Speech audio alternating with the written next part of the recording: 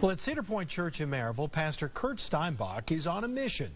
Well, this spring, he and members of his church began the Harvest Farms Co-op. Their goal, to feed their membership healthy organic vegetables that have enough left over to feed others less fortunate. And they plan to do all of this through hydroponic gardening. Here's this week's Made in Tennessee. To harvest. Got any little ones growing yet? Pastor Kurt Steinbach and church member Will Barton look out over rows of plants that will soon be filled with tomatoes, peppers, lettuce, and more. In a matter of weeks, members of the Harvest Farms Co-op will begin the harvest. So you've got green pepper plants on top. Yep. These gardens, contained in 4 shade houses, grow without soil.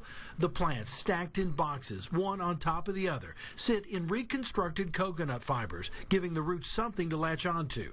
And above the boxes, a watering system that feeds nutrients directly to the plants. Going vertical, we can get so much more in the amount of space that we have available. So I think, if I'm not mistaken, if we did the same amount of vegetables in ground, we would need like 3 times the ground. The system was purchased by the church from Florida company Vertigrow. A similar system can be found at Disney World's Epcot Center.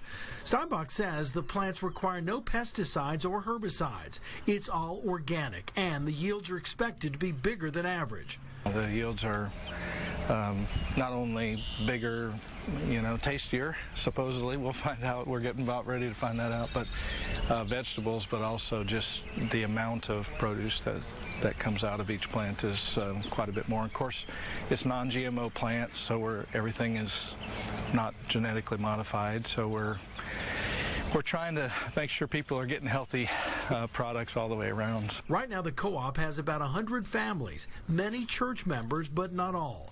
The pastor says growing food is only one reason for the garden. It's also about creating a strong sense of community. I think people in general are warm, but the culture is a bit cold in the sense that we kind of go to work and we do our things and we go home, and we've lost a lot of the sense of community just in gathering people together. That's why coffee shops are kind of popular places right now.